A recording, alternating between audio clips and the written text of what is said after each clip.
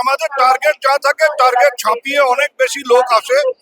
আমরা যা টার্গেট করেছি বিভিন্ন জেলায় আমাদের টার্গেট ছাপিয়ে প্রচুর মানুষ উপস্থিত হয়েছে এবং আজকেও আসছে, আজকে রাতেও অনেক লোক আসছে।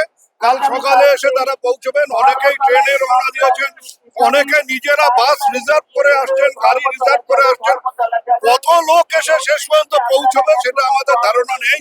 প্রচুর মানুষ আসছে।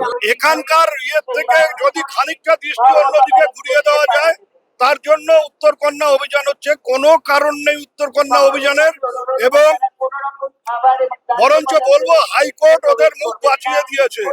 বলেছিল লক্ষাধিক লোক হবে, হাইকোর্ট বলেছে যে 10,000-এর বেশি করা যাবে না।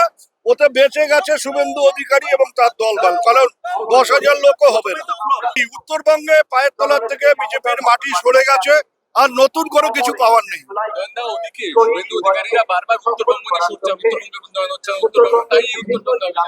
শুভেন্দু অধিকারীর কথার এত গুরুত্ব, আমি তো একটা কথা ওকে বলি না যে আমরা যখন ছোটবেলায় বলতাম কারো মাথায় গোলমাল থাকে বলতাম ছিট আছে, আর শুভেন্দু অধিকারীর মাথায় পুরো একটা কাপড়ের থান আছে, এতটাই পাগল। কাজেই ওকে নিয়ে বেশি কথা বলার প্রয়োজন।